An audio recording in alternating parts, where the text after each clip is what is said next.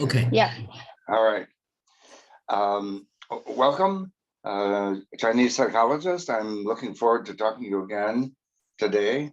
This is the third of 10 lectures being sponsored by the Zhengdao Clinic.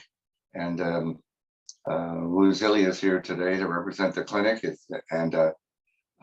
have some other people here in the studio audience that will be asking questions later in the day. So the 10 lectures are all part of a sequence, and they're really my effort to summarize 50 years of research that's been going on in my listening perspectives group in Southern California, moving into a relational position or a relational approach in psychotherapy. So I'd like to have a few words of introduction. First of all, the idea of relational listening is not new to any of us. In a way, we do it every day. But it's clearest if we begin to think about young children, babies, toddlers, up to 5 or 6 or 7 years of age.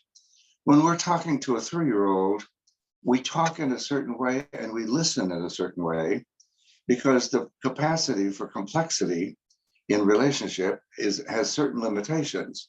If we're working with a 2, 3, 4-month baby, we're aware that there are quite severe limitations in terms of the kinds of communications that go back and forth. They can be rich, but they're simple. So what we'll be doing now for the 10 lectures is to look at the dimension of relational complexity that human beings have from early, before birth, really up to the 5, 6, or 7 years, and then through adolescence. And then the rest of our lives, we continue to live these in these 4 or 5 different relational modes. So we'll go over that in a lot of different ways. In the first and second lecture, I mentioned that we're now in a period of postmodernism in science. The so-called modern era began in the 16th century, went through the 19th century, where the belief among scientists was that it is our duty, God-given duty, to explore the universe and to learn all of the truths and all of the realities that are around us. And by the time Einstein started in the early 20th century, and then the quantum physicists, the chaos physicists, the string physicists, their chemistries, they began to realize that the whole idea of ever knowing the truth about the universe is absurd. And many experiments demonstrated contradictory scientific experiments. And so now the conclusion generally is what we call a postmodern attitude, which is the universe is so infinitely complex. Not only will we never know it, but in principle, because of all of its inherent contradictions, it is in principle unknowable. And then as we move from science in general and begin to realize that the main thing we can do in a postmodern era is to set up models or perspectives, vantage points from which we can look at or study certain things that are important to us, certain things that interest us. But we're never fooled by thinking that if we discover one thing, that's going to lead us to discovering many more things. So we're then led into a perspectival approach to the sciences, and now certainly to the study of the human mind. It's become clear now, as I've told you, that the human mind is the most complex phenomena in the known universe, and the human mind is also infinitely complex and in principle unknown. So as we begin as psychologists to try to understand ourselves, our minds, and the minds of the people who come to us, once again, we're caught with the postmodern attitude of trying to develop vantage points and perspectives from which to study things. So then the question comes up, what are the most important things in studying human mind in a psychotherapy setting? And the answer comes back loud and clear, relationships. A few years ago, the American Psychological Association did a study of all of the psychological literature since the beginning of psychological time. And there were many different factors that play into movement and success in therapy. But one came up again and again and again, and it was, as you already guessed, the relationship. That's the centerpiece of psychotherapy. Um, and then I quoted Roy Schaefer last week when he said that the attitude that we have now towards thinking about relationships has been developing for some time. That is, we've always sort of vaguely known that whatever it was that happened in psychotherapy, it happens in the dialogue, the back and forth, until suddenly something happens and two people know something has happened. And the other study that Schaefer quoted was the intersubjectivity, where there's two subjects interacting and a third sort of culture between the two begins to evolve. And so these have been around for a long time, but we're just now clarifying them in terms of the relationship in psychotherapy. I also mentioned Daniel Stern's work on the present moment. And I have to apologize. I was so focused on trying to tell you about the present moment that I messed up the names, but it's Daniel Stern, an infant researcher who's the head, or was the head, of the Boston Change Process group. He's passed now. And I would make a note, as you read in the psychoanalytic literature, there's two Sterns now that are very important to us. Daniel Stern is the infant researcher. Donnell Stern is the interpersonalist from New York. And he is an interpersonalist therapist, and he's the leader of the interpersonal movement.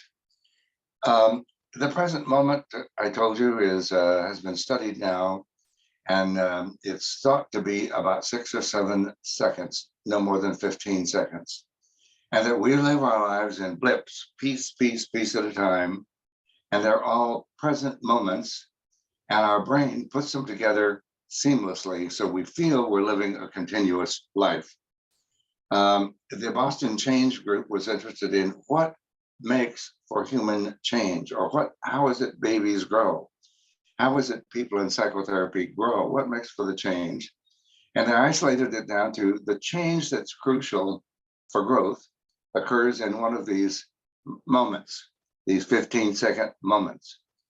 But then as we're watching it, we realize the conversation starts off, and Lily and I are having a conversation. She's here in the studio, and Lily says something, and I say something, and Lily says something else, and I say something else, and suddenly we begin to realize we're not quite in agreement here.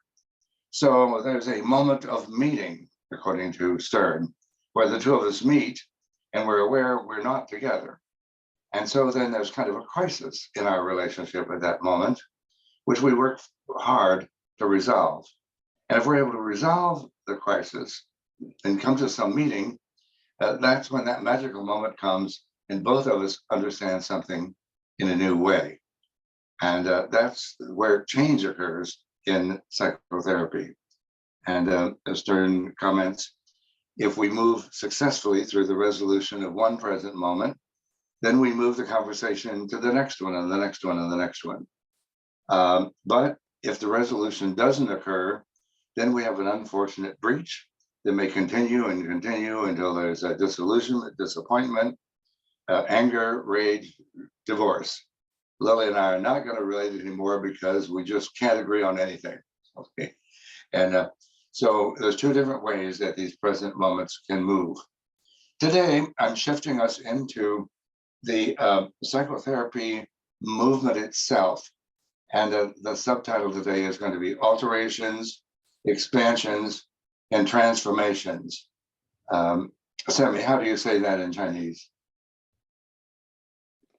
Here, like there's a jump.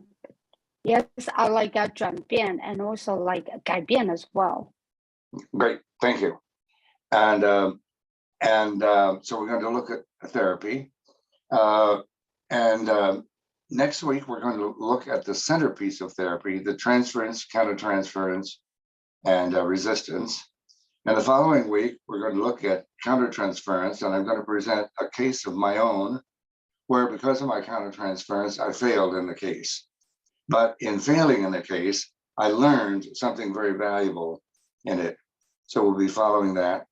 And then in the later lectures, we're going to be moving to a deeper understanding of the earliest levels of relatedness. So let's, today, let me get things up here. Okay. Let me start my sharing here. And the slides, okay. All right, and all right. So there, the general title of Relational Approach to Psychotherapy. And I want to say something about that in that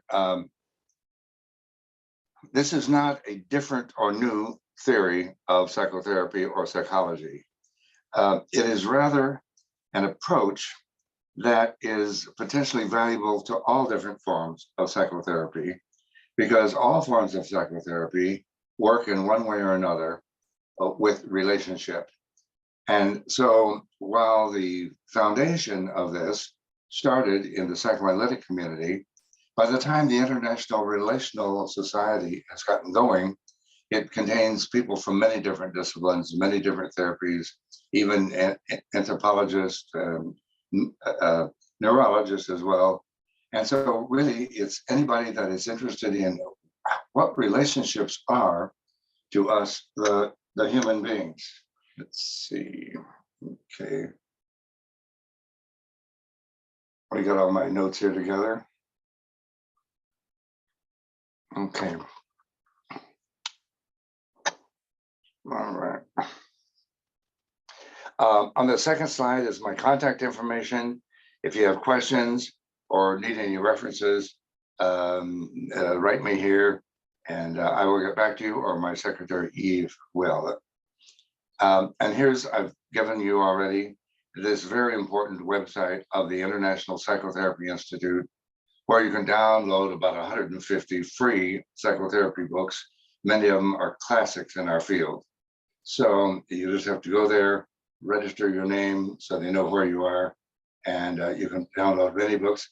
I have about 20 of my books on that website now.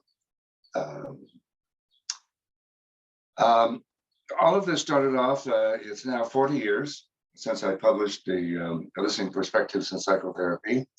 And in that book, I studied for a century of psychoanalytic ideas, looking for the idea about listening and listening in different modalities. So the 4 different modalities are pictured there on the cover. And then our work has extended from this book.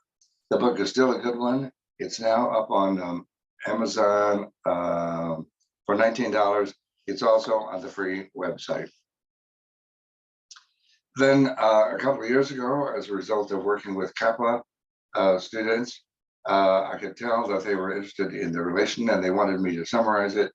So I wrote this short book. It's about 90 pages, and it summarizes the entire relational listening approach. And I highly recommend that. And that's also free on the download, or $19 on Amazon. All right, so here are the 4 perspectives, if you will. I'm going to start, this chart reads from the bottom. We've already gone over it, but I just want to review it because it's going to get more complex today. This organizing period goes from the first plus or minus 4 months from birth, where the child is organizing first in the utero, the channels to mother's body, and then after birth, channels to mother's mind and channels to the human mind. And so when there are traumas during that period, and to a certain extent, all of us have some kind of traumas, there's no way babies live peacefully through all of that. There's always difficulties. And those difficulties cause the baby to stop and think before the baby is really ready to think. And those thinkings produce the traumas in later life. The second level that we'll be working on is the symbiotic bonding or attachment experience, 4 to 24 months. And here, the image that we have is a mother and a baby laughing, crying, playing together, playing peekaboo, doing various things, but involved with one another in a symbiotic way, psychologically, much the same way that some animals and plants live together as one. And while we are not biologically symbiotic, during this period, we are psychologically symbiotic. Then comes a period of separation from the attachment. And then in the third year of life comes the narcissistic experience, the self-other experience, or Cohen has called it self-object. And that's when children are so proud of themselves and they're running around showing everybody what wonderful things they can do. And hopefully that goes well, and they are affirmed in their talents and their skills so that they develop a good, strong sense of self during this third year of life. And that then moves us up into the period where our field really started, which was the normal neurotic independent selves experience, 4 to 7 years old. This is where Freud first started, and this is where the normal neurotic conditions exist. And the point here is the study of triangles. So we'll go through all of those. I know that this is a review for you, but I'm also aware that once you see the picture, it's not difficult, but until you see it, it poses problems. Then what I did, I looked at the 4 perspectives from the standpoint of, all right, at each one of those experiences of levels, what are the fears? And then I wrote a couple of books on relational fears. And here they are. The chart now is the same chart, expanded. Again, reading from the bottom, these are the fears. We went over them last week in some detail. And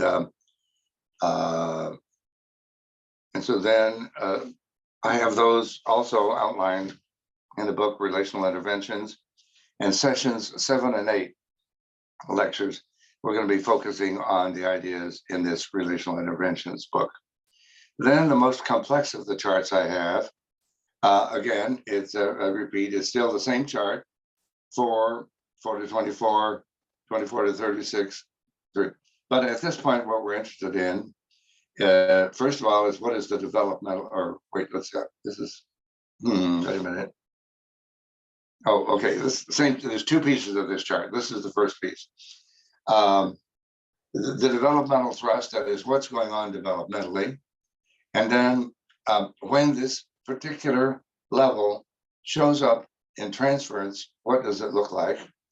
And each of these is going to be different because if there's a different developmental issue with different developmental fears and traumas, then those are going to show up differently in the transference.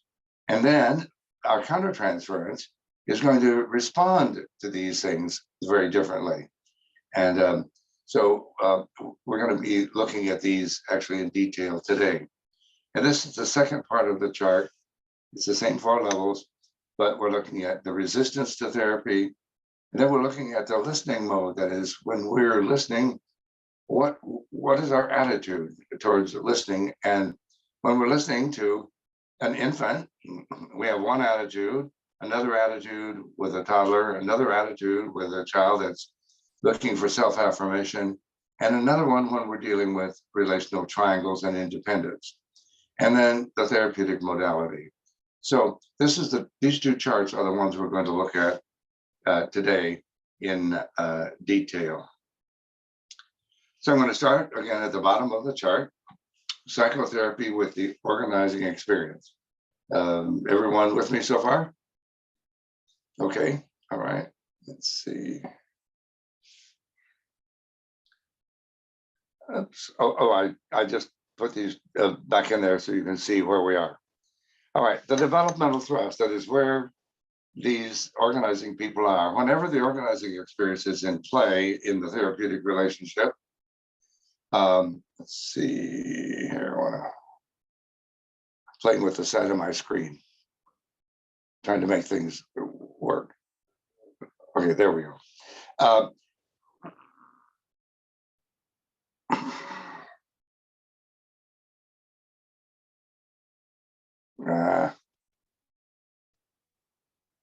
Lost something.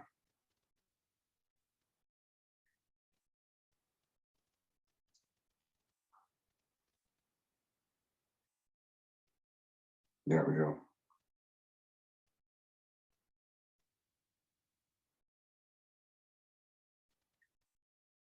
All right, there we developmental thrust. Whenever the organizing experience, this plus or minus 4 months from birth, is in play, the therapeutic relationship, whether with the person who lives a pervasive organizing experience, that is someone who's pretty spaced out in a psychotic state, or with the person who's living only momentary pockets of organizing experience. And it's my belief that those organizing pockets exist in all of us. There was no such thing as perfect parenting, and each one of us had moments during our infancy when our needs were painful. They could not be satisfied in the way we wanted, in the time frame we wanted. And so we all have momentary pockets, and in our own analysis, even if we're better developed, we may also be looking at those moments of organizing moments. The most important feature of the observation of the organizing experience is the movement towards connection and the movement away from connection, towards connection and engagement. And then right after that, the movement of disconnection from that engagement or potential engagement. That is, what we're aware of is when there's a trauma that comes from the infantile period, the child is afraid to connect to other people in the same way later. And so what we're watching for when this kind of transference is there is the way the person starts a conversation, moves forward with it, and then let's see, okay, and then at some point becomes frightened and moves back. That is, the developmental thrust of an infant in the months immediately before and after birth is one of searching for merger with the mother, body, mind, for nurturing, soothing, evacuation, and stimulation.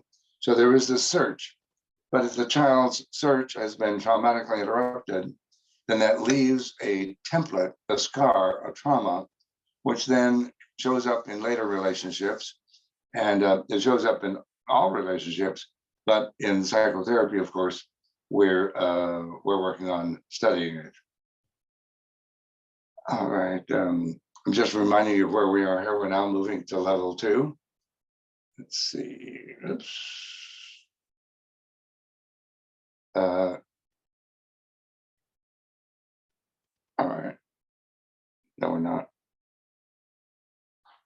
All right, we're still at the organizing experience, and now we're looking at the transference.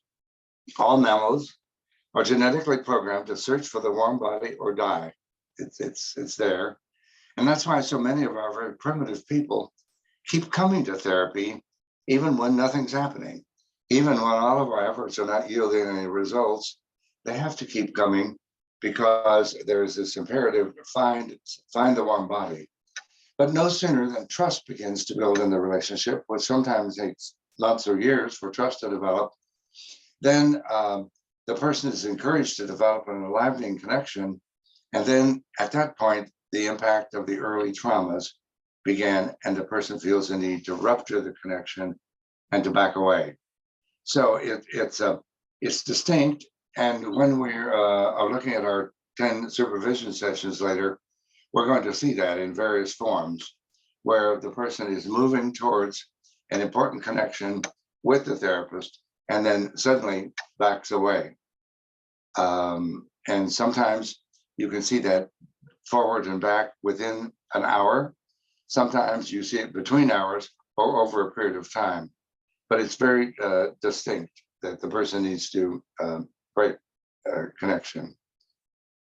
The countertransference to that, there's several different kinds, but it's well known to us that when we have very primitive people that are having a hard time staying connected, or just when they connect, they leave, our countertransference is we have strong reactions. It's not just that the subject's changing the subject or turning away. It's not that per se isn't so frustrating, but these collapses and these ruptures occur at a time when the therapist is feeling like, now we're getting somewhere. Okay, that is, think it through logically. The person has been traumatized in infancy. They taken that trauma to a therapist. They take some months or years to develop trust, where they begin to approach the therapist and then begin to have a connection with the therapist. And of course, the therapists are delighted because at last some things are starting to happen. But that's the emotional connection that the patients are terrified of, because it was that kind of connection in infancy that produced the trauma. And so it's at the point that the therapist is pleased that the patient withdraws. And we can understand that the transferential fear, and it causes a loss of continuity for both the client and the therapist. And in one of the later lectures, we'll talk about, I've got 4 different kinds of countertransference to the organizing experience. Then there's the question of the resistance. Now, the resistance in Freudian terms, psychoanalytic terms, doesn't mean resistance to the therapist. It doesn't necessarily mean resistance to the therapy. It means resistance to the regressive material. That is, the resistance is to stop the regression and to stop the emergence of the trauma, because that's what's frightening. So very often in our colloquial language, when a patient is missing sessions or coming late, we talk about the resistance, but it's as though the therapist or the therapy are being resisted, but we begin to realize, no, something much more important is being resisted, resisting the emergence of the trauma that comes from inside. The next feature of the organizing is the listening mode. And our sole analytic goal or listening goal in working with the organizing experiences is to intercept the possible connections when they're available, and to find some way to get the person to stay in contact with us. Repeat. There's an info trauma. It leaves a template that says it's dangerous to go there. The therapist and the client form a workable relationship, a trusting relationship. And then as soon as it looks good, the patient withdraws. Now, our way to intervene is right at that moment when we feel the patient is about to withdraw, to find some way to hold them present rather than to allow them to withdraw. And later, we'll have examples of how we might be able to do that. But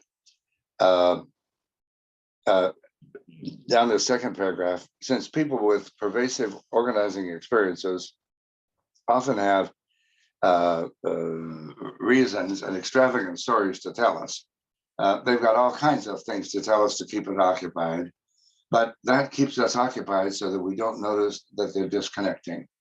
And so the sole thing that we're looking for is watching that disconnection. It doesn't matter what symptoms the person has, whether they're schizophrenia, manic depressive, autistic. The symptoms are not important here. What's important is the connection and the disconnection. And no matter what diagnostic category or what symptoms we're working with, the connection and the disconnection are going to be the most important piece. Then I've already touched on it, the therapeutic intervention. Then it's important for us to be on the lookout for what the person avoids, veers off, shuts down, changes, any way, because every patient has their own characteristic way of avoiding relationships, has their own way of fleeing from the intimacy of the connection. And so we have to, in the early phases while we're building trust, we're watching this movement towards us and this movement of moving away from us, and we're trying to get it into some semblance of understanding in our heads so we can begin to help people see what they're doing. And it's different with every patient, obviously, because every patient had different kinds of traumatic experiences in infancy. So the therapeutic action or connection is to hold on to people as long as we can, And often during the course of a clinical hour, we only get hold of 1 or 2 times where we can keep the person in the room in emotional connection with us for a few moments at a time. And then slowly, as more safety begins to develop, we can then begin to keep them present for longer. All right, I know you'll have questions about that, but let's move on to the psychotherapy with the symbiotic attachment or bonding experience, which is the level 2, the 4 to 24 months. Oops. So the developmental thrust. Let's see. There I am. I'm trying to figure out how to work this. There I go. All right. Babies from 4 to 24 months are learning emotional relatedness scenarios as they develop personal and stylized attachments with their primary caregivers through processes of mutual affect attunement. So that during this period, babies and caregivers are developing a dance. And the baby develops a different dance with each person in the household or available to the baby, because every person is different. And so, and anybody that's emotionally invested in the child is going to find a way to interact with him, including the family dog, as I'm fond of saying, because dogs and cats are often very interested in babies. And yet styles of attachment begin to develop. And most of you have studied the attachment idea, John Bowlby's attachments. So we know there's 2 forms of insecure attachment. One of them is where the baby clings too much to the mother, and the other one is where the baby withdraws too much from the mother. But in either case, they're not safe and secure. So there's safe, secure attachment, 2 forms of insecure attachment, and then with research, a 4th form developed called disorganized. And the disorganized attachment is often what we see at the organizing level. Here, at the symbiotic level, we're often likely to see the insecure attachments. So not only are they developing relatedness templates from the standpoint of the baby, but in order to understand the unique personality of the mother other, they must also develop internal relatedness templates that reflect the mother's interactive role in the relationship. Okay, that is, the babies have to be able to relate to mother as an outside figure, but in order to figure mother out and what's needed, when I do this, she does that. When I do this, she does that. The baby has to map mother's emotional responsiveness, mother's personality, what mother is going to respond to one way or the other. And that mapping goes inside the baby's head so that the baby identifies with the emotional availability or non-availability of the mother. And that identification is an internal structure that becomes very important in dealing with the symbiotic level. That is, let's see if I can do this. In the part that's in the baby's head, that is construction and an identification, that's the part that often comes out and gives therapists the most difficulty. And we'll talk about this extensively in the countertransference element. That is, there is a role reversal that often happens in the therapy process. There's 2 ways we look at this. The first form of the transference, the patient is the young child, the infant, experiencing the mother as the mother other. But then at some point, the patient begins to do to the therapist what was done to her. That is, the role reversal or the identity structure begins to become present in the relationship. And this is really tough on the therapist, because at this point, the therapist is in the infant role, in the child role, and is being limited, abused, accused, and one thing and another, in ways that are very uncomfortable and don't feel right to the therapist until the two of them can work this out. And in the case of my failed countertransference, I'm going to give you in session 5, it was my failure to understand how my patient, Dora, was doing to me what had been done to her. I did not know that the 20 years ago when I worked with her. So we'll talk a lot about, at this level of symbiosis, about the role of reciprocal transference and the role of reciprocal countertransference. Okay, let's see. All right. So then I've already told you the transference is to the therapist based on the way that the mother of the attachment period was experienced. And since most of the clients that come to us where we're working at this level have insecure attachments, then they're going to be relating to the therapist either in an over clinging or over withdrawing level, and the therapist will have to learn to work with that. And I told you about the countertransference.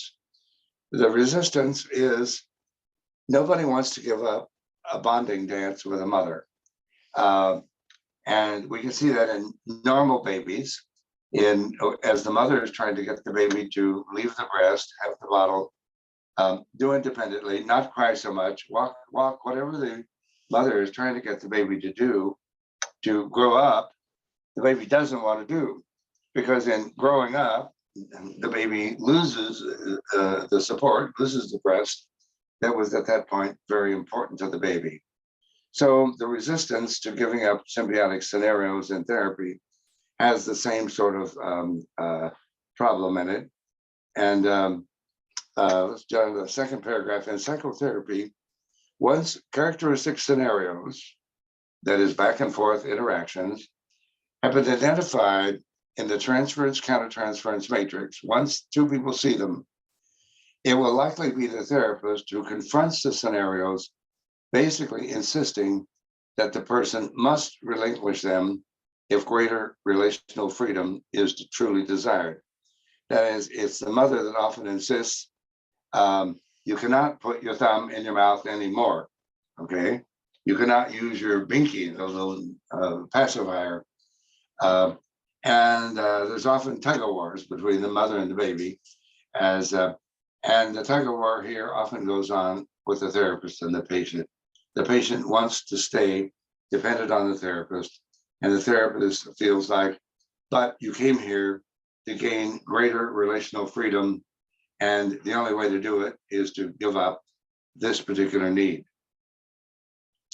Listening mode, they're pre-verbal.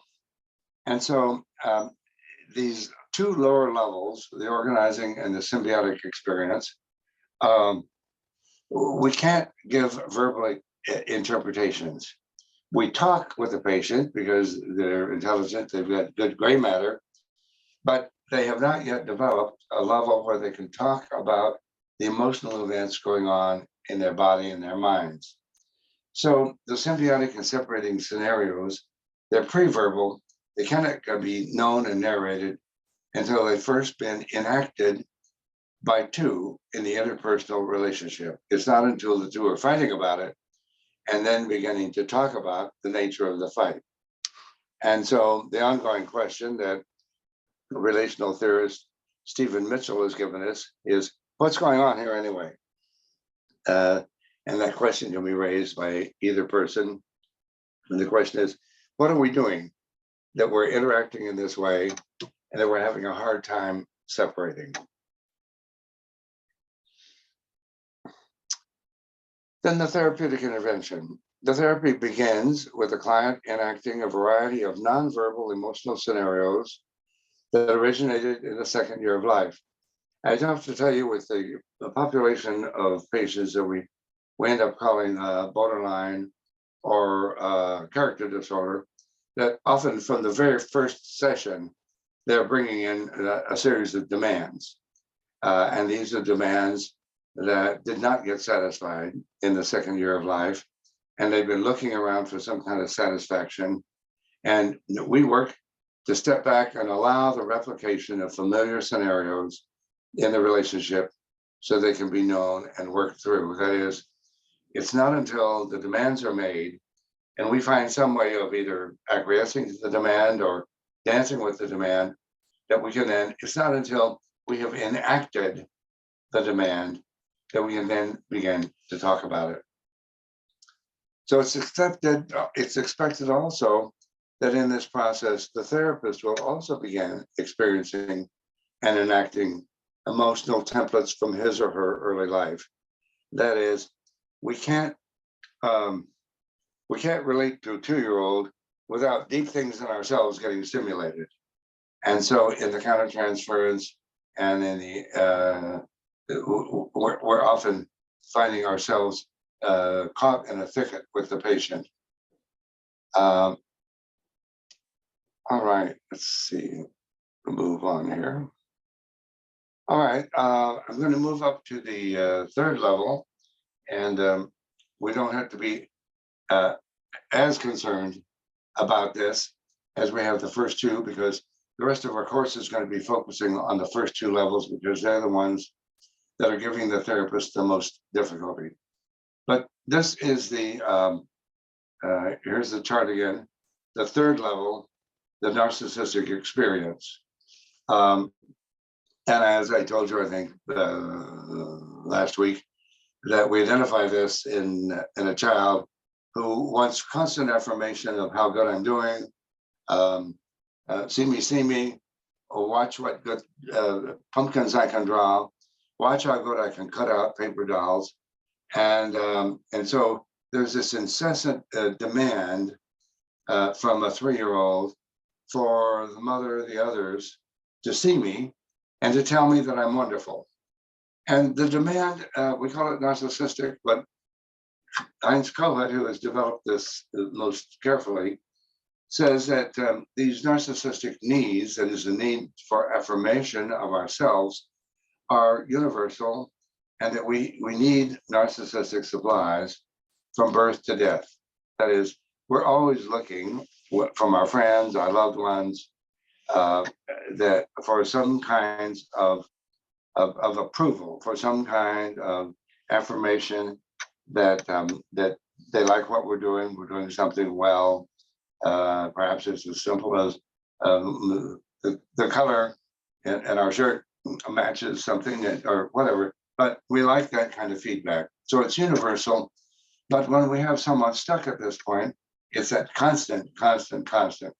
As I mentioned last week, these are there are narcissistic women, but the ones that are most troubling are the narcissistic men, because they've got all of their expensive toys, cars, videos, clothes, and they want everyone to see how wonderful they are, how beautiful they are, how rich they are. And I told you last week that the countertransference of women therapists is in danger here, because every woman on this planet has been in some way or another abused or pushed around by narcissistic men. So when a man comes in demanding approval, needing all his affirmation from the therapist, all therapists have trouble with it, but I think it's particularly difficult for women because they're tired of affirming narcissistic men. And yet, as I said last week, it's different if you can look at this man and realize, with all of his expensive everything and toys and whatnot, he really is just 3 years old, trying to go to a mother to get approval for who he is. And that changes our attitude. And that allows us to begin to affirm him in whatever way he wants to be affirmed. So let's look at first of all, the developmental thrust. Their 3-year-olds are preoccupied with confirming their sense of who they are, developing basic talents and skills, and establishing self-esteem, feeling good about themselves. 3-year-olds are forever looking to others to recognize, affirm, confirm, and inspire a strong, cohesive sense of self. That's the goal of this level, to develop a strong sense of who I am, that I'm a good person, I'm a competent person.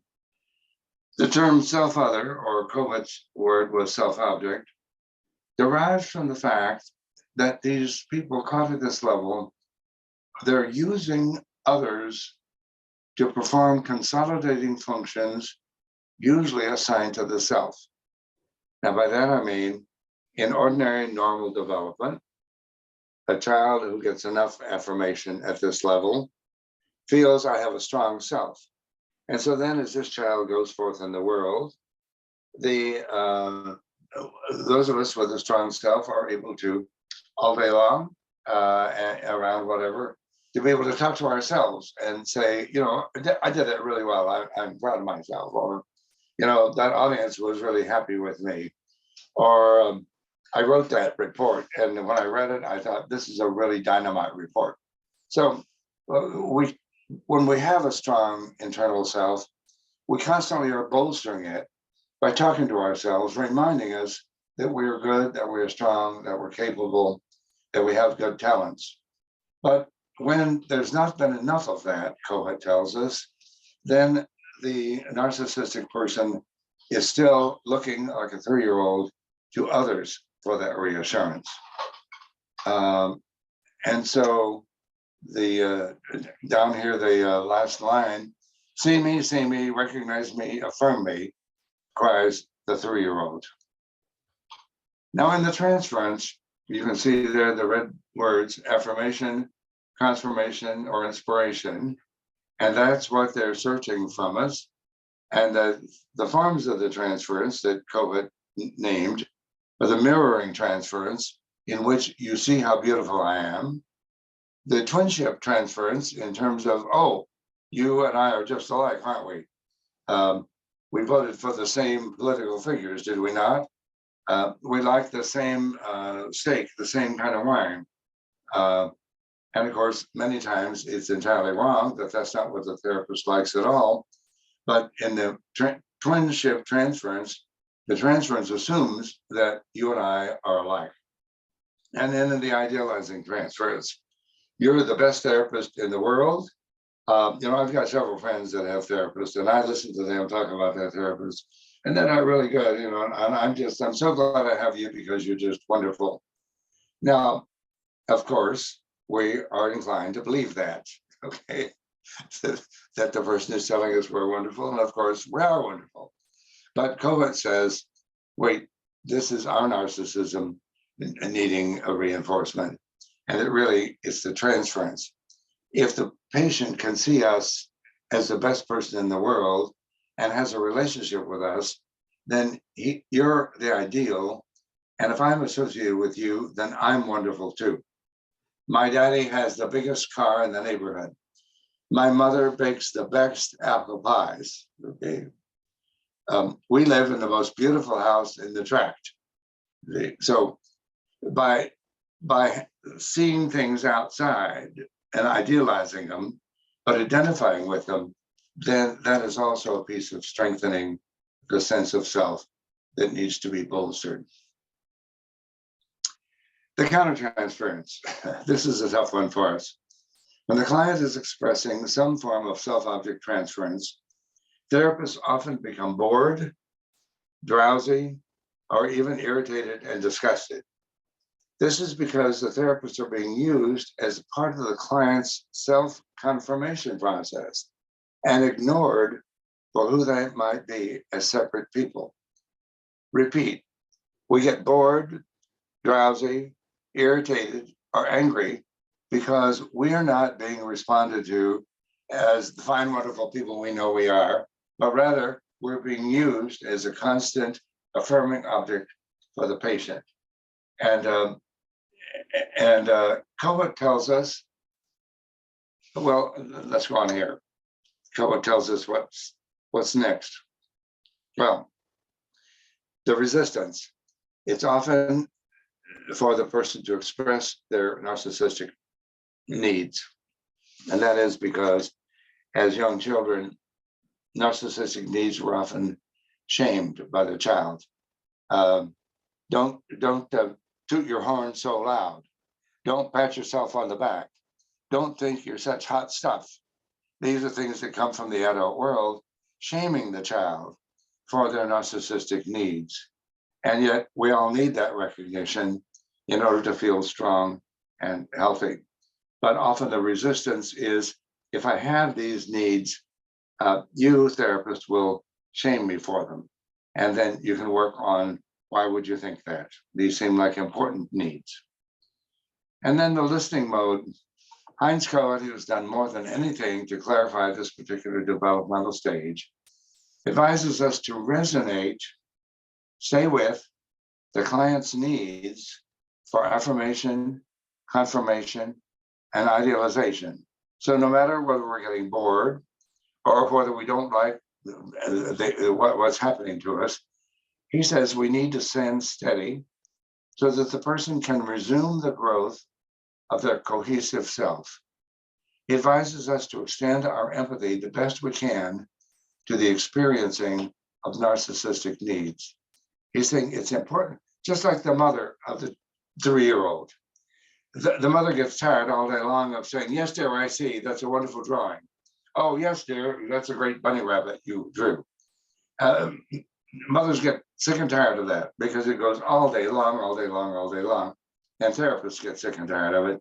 But Colette says, like the mother that's helping the child feel confident and strong, the therapist needs to be able to do the same thing.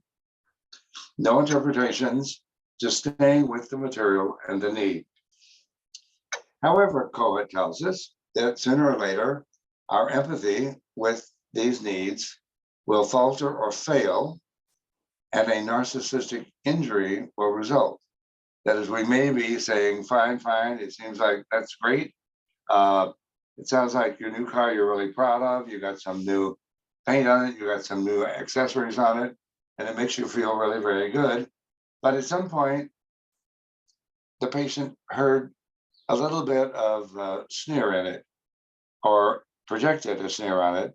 And so the patient then collapses. When we talk about the narcissistic balloon collapsing, it's like a pinprick to a balloon.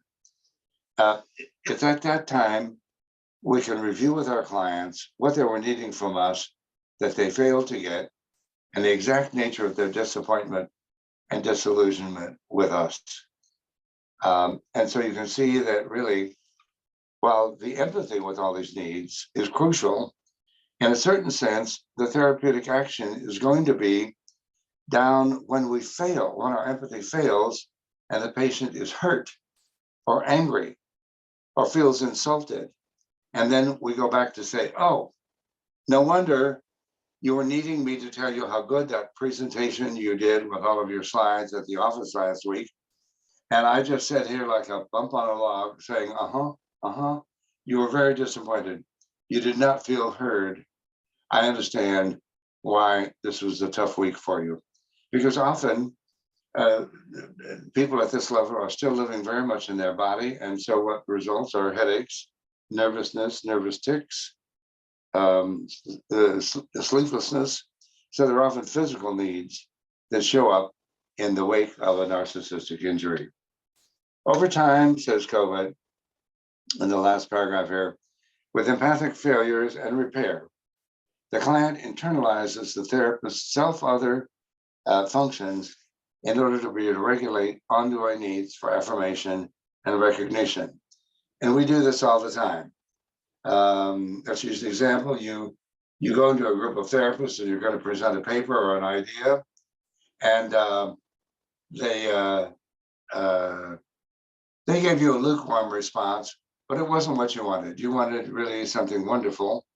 And so on your way driving home, you say to yourself, well, you know, it was still a good presentation. I'm not sure they understood it. You talk to yourself and reassure yourself that it wasn't so bad.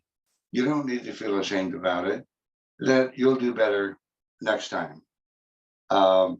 Example here, when I went back and looked at the video recording of the first lecture, I was a little disappointed. I had a lot of things to say, and I think I said them, but I didn't say them with the same kind of commitment, enthusiasm that I would like to have. So when I watched myself in that video, I was a little disappointed. But when I saw the one last week, I was much happier with it. But we talked to ourselves. That wasn't so bad. Oh, that was good. And this is the talk that we learn from having a mother that reassures us. Oh no, you spilled paint on your bunny rabbit. Let's try again. You'll be able to make a bunny rabbit better next time. Okay. All of that has to do with our narcissism. And the therapeutic intervention, we really already talked about it. Code-advised empathic attunement to the state of the client's self, that you're happy, you're sad, you're proud of yourself, you're hurting, you're disappointed, and the particular need that the patient has for you to see whatever she or he is going through. Because it's someone outside seeing and recognizing that gives the sense of self a strong boost. When the sense of self seems to be flagging or fragmenting, it's important that the therapist resonate with the failing self-other functions, thereby bolstering the development of self-cohesion. So when people are collapsing because they got a miserable review at work and they're disappointed and all that, then I would suggest we need to stay right with them there and then try to help them, evaluate, well, maybe your supervisor didn't like you. Maybe you can do better next quarter or whatever. So what we're doing with the self-other experience is we're trying to stay with the person to develop a strong self. All right, I'm going to move to the fourth level, the normal level, years 4 to 7.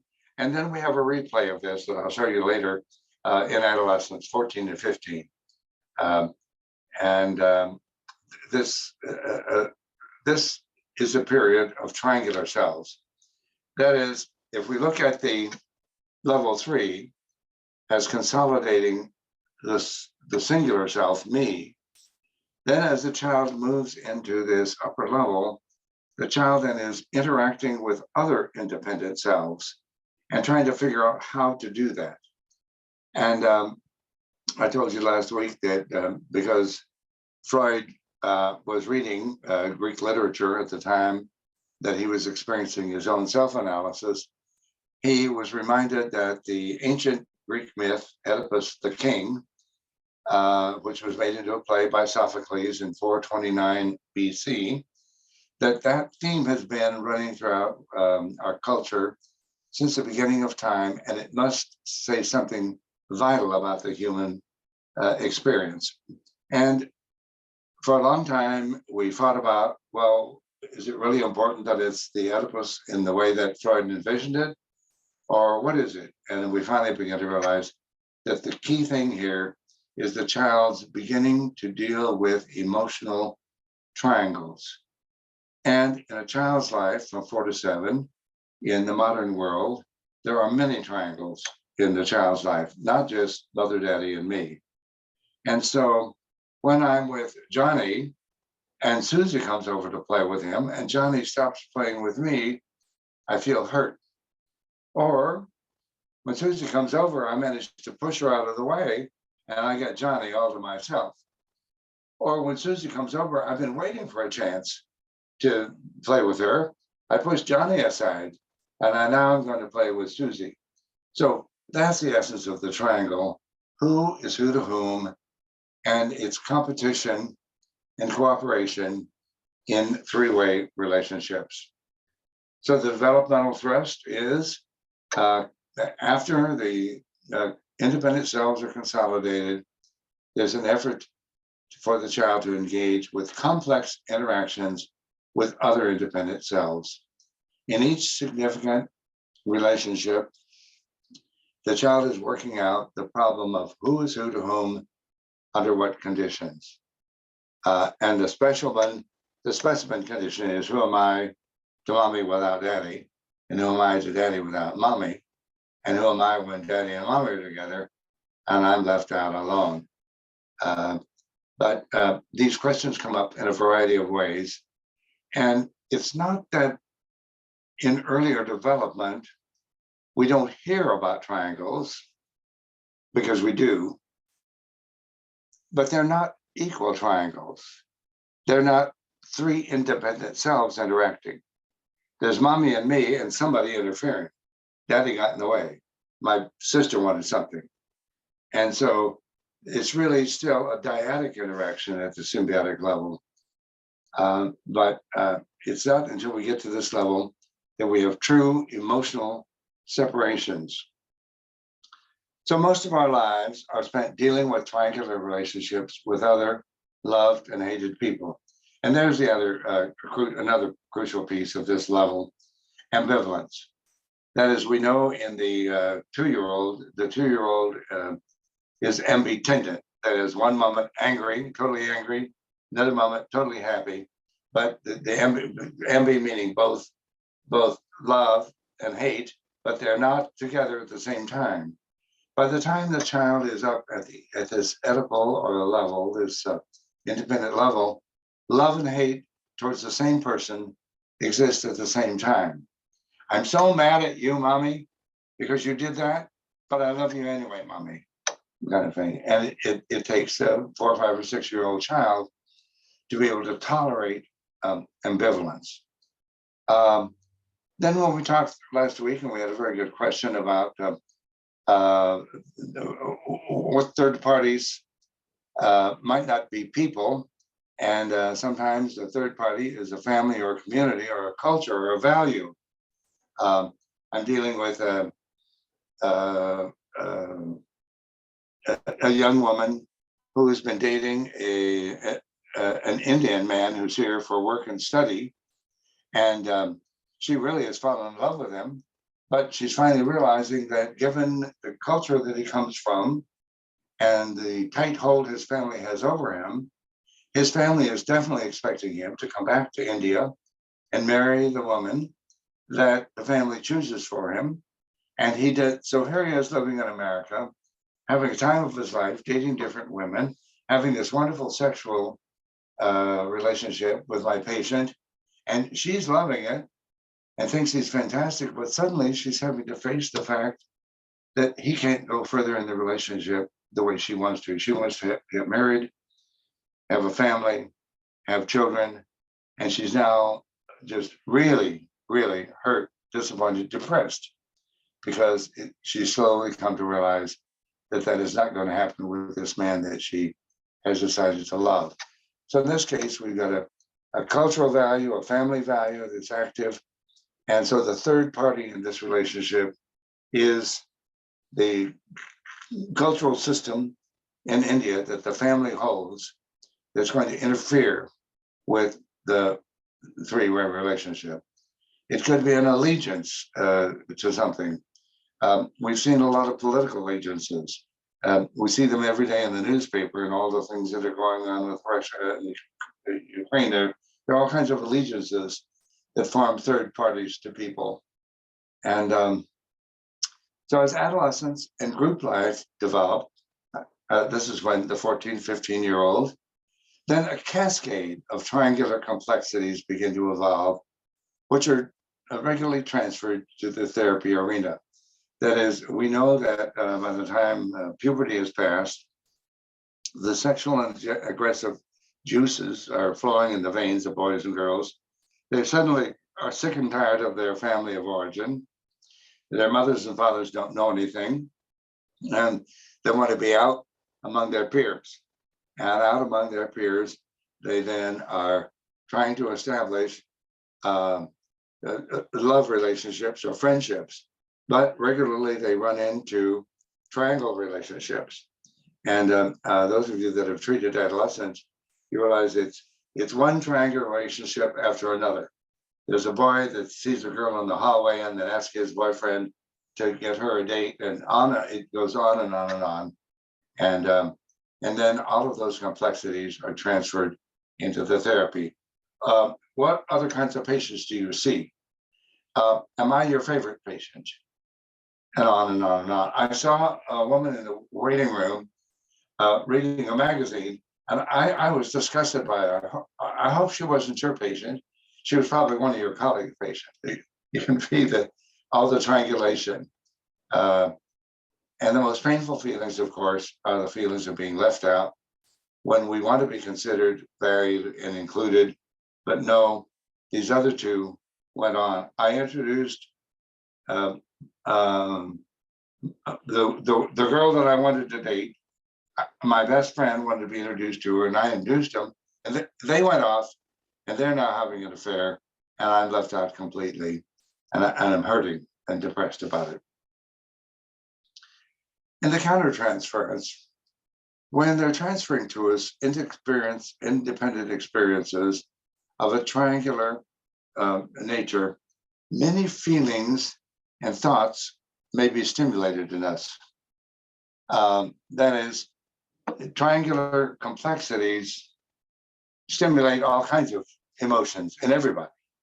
But Freud warned us, under such circumstances of independent relating, these feelings in us that are being stimulated by listening to the client are usually our own feelings and experiences, and seldom of any real use to understanding what the client is experiencing. Now, I'm saying this because as we go on next week and on further to look at countertransference in the pre-Oedipal levels, particularly the first two levels, we're going to be aware that we value our countertransference feelings as giving us important information about the therapy, and that we often, under certain circumstances, even speak our countertransference to the client, because we're being used and provoked in the countertransference, and often the countertransference that we're carrying has feelings that belong not to us, but to the patient. And we'll talk a lot about that. But at this level, Freud feels that's not operating. That at this level, the person has got triangles going. There's all of these feelings of competition and cooperation get stirred up, and it stirs up all kinds of stuff in us. And so what said, they're distracting from whatever the triangular relationships are. So this is Freud's, I call it Freud's impediment theory of countertransference. That is, that the countertransference, when somebody's dealing with Oedipal issues, can be potentially an impediment, a drawback, a disadvantage to the therapy work. And so Freud said there's really two things we need to do to work on those countertransference feelings. One is to get some supervision on the case, and the other one is to go back into our own therapy and see if there's something we need to work out that this piece of work is stirring up. So the cure, according to Freud, for the impediments that the countertransference is potentially introducing into the therapy, the cure is more consultation and therapy. So, and the resistance is to bringing these overstimulating, shameful, repressed thoughts that 4 and 5-year-olds feel and have repressed. The resistance is bringing them into the room, into the therapy, and most of all, into the transference.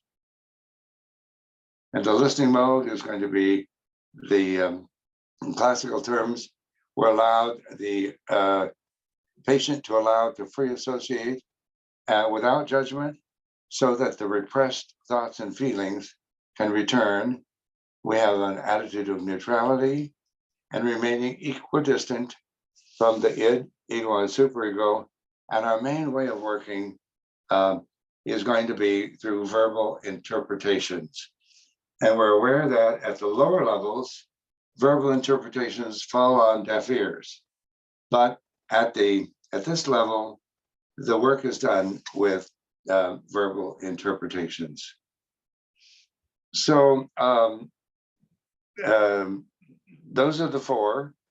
There they are. We went through all those today. You did it amazingly. Okay. And now all of these are summarized in the Relational Listening Handbook in much more detail than I could do here. And we're also going to look at these lower 2 levels much more in the later lectures here. So this was really an overview, an introduction to get you going to, we've got 4 different levels, and we're looking at them in 6 different kinds of therapeutic listening. So that's really it for today. And I know I said a lot, but Sammy, you're going to lead us in discussion here. 那我们现在的 Q&A 的这个部分就开始了。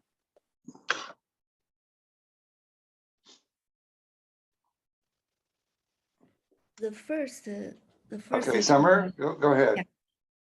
The first 2 level, because it came before language. So would you please give me some example, like when you're sitting together with this kind of patient, how this disconnection happened, and how you recognize that and how you work on that, because it's mixed together sometimes, most of times. Oh, all of these things are mixed together, yes. These are not distinct. They're ways of thinking. That is, all of these listening perspectives are for our minds so that we can keep our feet on the ground. And we're often shifting from one perspective to another with the same patient in the same hour. So this is not a theory describing infant development. It's not a theory describing psychotherapy per se. It's a set of perspectives that we get in our heads so that as we listen to the unique relational experiences of each client, we can begin to have some sense of where in their emotional development are these concerns coming from. Now, Summer, go back for me. I missed your first words there. What kind of patient are you asking about? Like the first 2 level, because it came out before language, so it's hard to use language to organize our experience. How to? Yes. Okay. Great question. And that when we look at the way we work with those first 2 levels, you'll be aware that yes, we're talking in psychotherapy because human beings talk to one another. Okay. But you'll be aware that whatever experiences and traumas that they had in those early developmental periods, they can't talk about. They have to live them out with us in the therapy. And so while we're talking, we end up talking because people need to talk. But most of what we talk, later in the series of lectures, I'll give you an interesting word. And this is going to give Sammy some trouble, I think. Clamor, C-L-A-M-O-R. Clamor is a loud, annoying noise. A baby in a crib or a 2-year-old that's unhappy starts off by expressing things, and before too long gets louder and louder and yelling and screaming. And the clamor makes you want to close your ears because it's so awful. And yet, so the clamor does 2 things. The clamor is expressing the patient's need to be heard and the emotional need. But what we see in particularly the organizing level is that person also learned how to use the clamor to push you away. So the enactment is that the person comes to you beginning to talk and being friendly and talking and going over things. And the 2 of you come to a moment of meeting and you're both happy with what's going on. And you as the therapist somewhere are thinking, now we're getting somewhere. This feels really good to me. And right at that moment, when you're feeling like we're connecting, suddenly something's going to happen. Something to push you away. And I use this word clamor to cover all kinds of things that push us away from someone else. And because you see, what's happened is if you and she really connect, then the same thing is going to happen to her that happened to her she connected with her mother and her mother dropped her, okay, or whatever. So it has to be lived, enacted. So all of the chatter of the hour isn't where the action is happening. We can talk about anything. It doesn't matter what we talk about. But what we want to work on is getting together to where we finally have some meeting of the minds. And then at that moment, what we're really interested in is how that person pushes away. Because if they keep pushing away, they can't learn anything from anybody. So the deep damage that's done in the early organizing period, when the child is traumatized in whatever way, the deep damage is that child cannot go to other emotional learning experiences and benefit from them.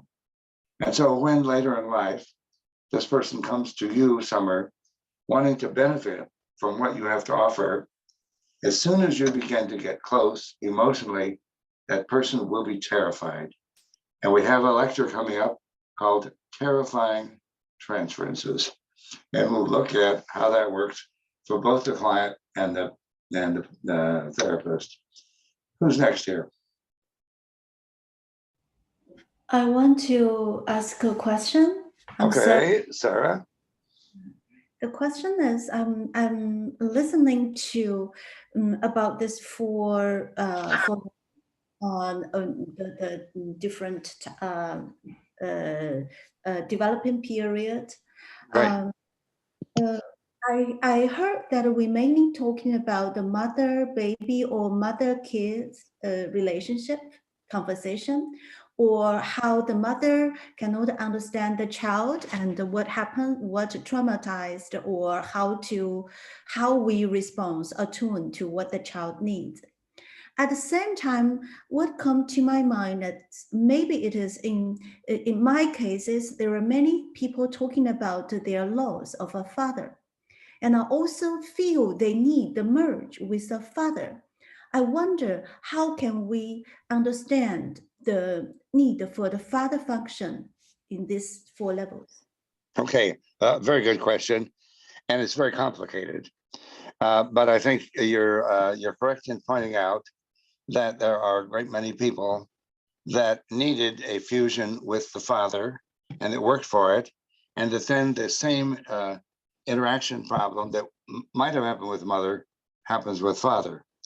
But, and I've seen 3 cases and only 3 cases in 50 years where the primary attachment was to the father. It's there's 9 months of knowing the mother, and then the mother is the one with the breast and the soothing and the smell.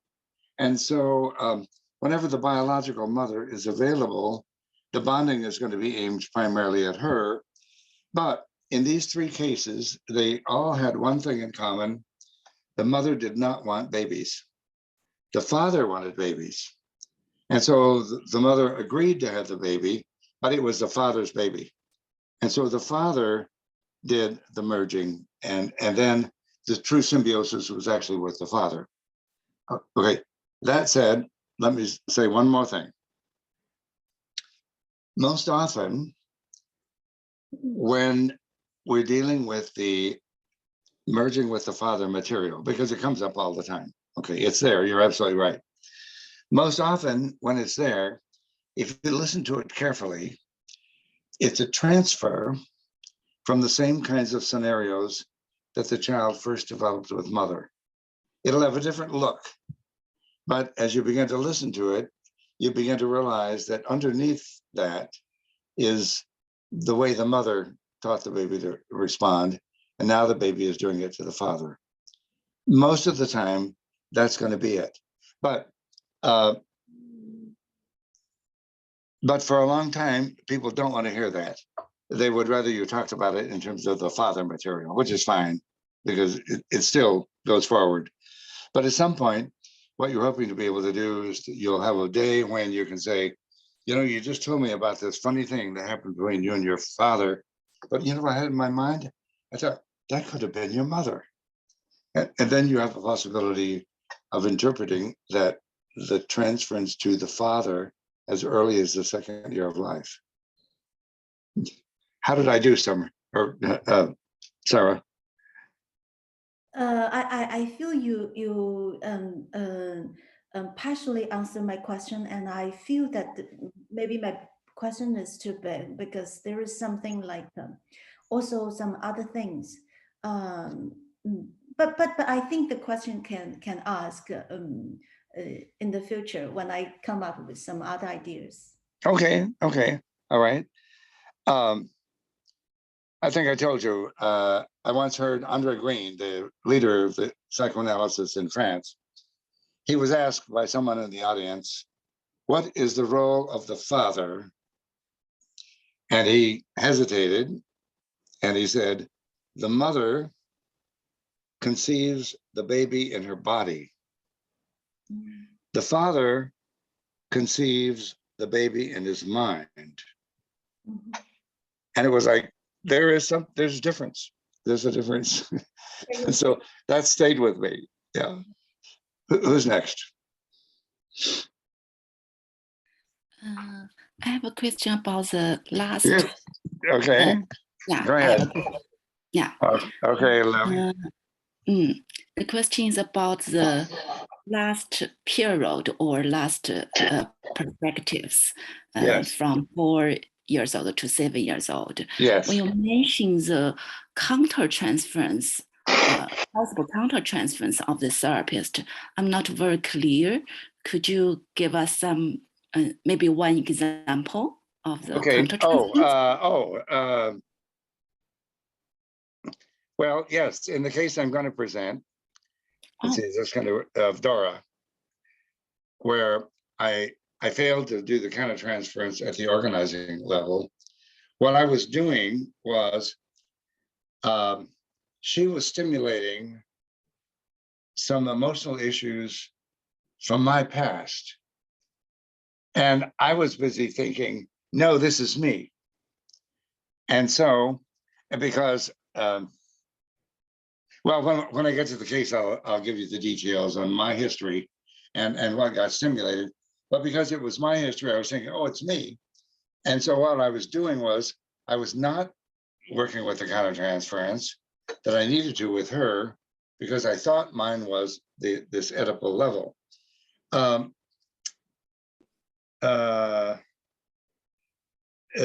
2 weeks ago, I heard a man, a Pakistani man who was working with a Pakistani woman here, both of them are American born. And she had some erotic transferences to him. And he was having a terrible time because he thought she was really beautiful. And he was confessing to our little consultation group, that he was having a strong sexual response to her. But she was a very well-developed woman. And she didn't need to hear that, that he was feeling sexually stimulated. It would have interfered with her work.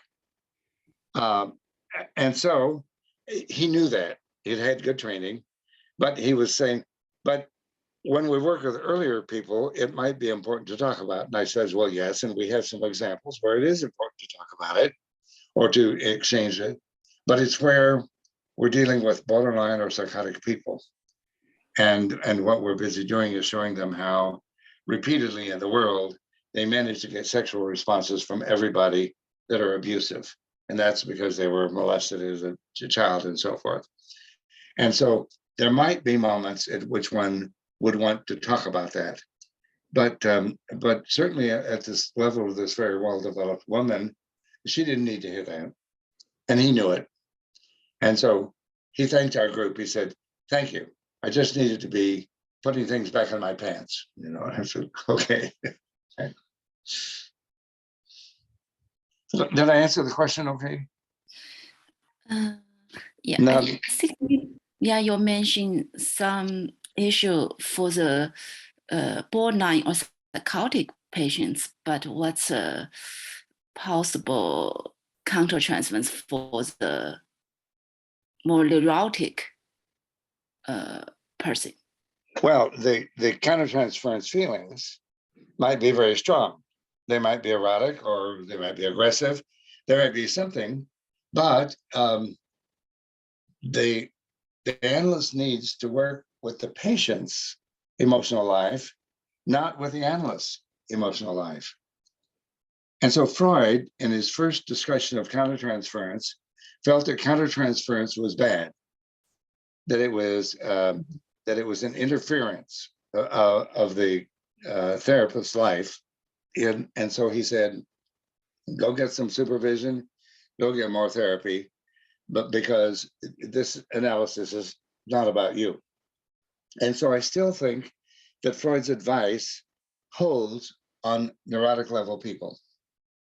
They don't need to hear about our emotional life, period, the end. We need to be hearing about their emotional life.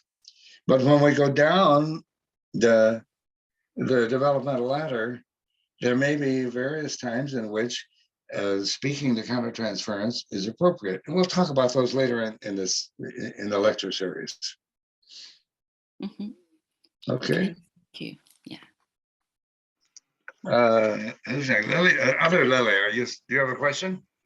Yeah, I only have I guess it's just a confusion, or I don't know whether you can you just explain more about what you mentioned last time and this time. You talk about in the third phase, female therapists might have specific difficulty when working with the narcissistic patients. I guess Narcissistic male. Yeah. male particularly. Yeah. Can you please just explain more about why? I mean, it's related to the gender, or it's related to the motherhood, or it's related to the sexual identification or something. I think it's related to cultural problems around the world. Men have been abusive to women since the beginning of time. And every woman on the planet has experienced abuse by narcissistic men. And so here this narcissistic man walks into the consulting room and it's like, oh no, not another one of those. You know, it's almost like it brings up this distress. And so what I've really been wanting to support the women therapists with is to be able to say, okay, whatever your experiences have been with narcissistic men, set them to the side and see him like a little child who needs you to be a good mother. And that seems to help, because it releases whatever bad feelings have been brought about by 50,000 years of male domination. You know, does that help?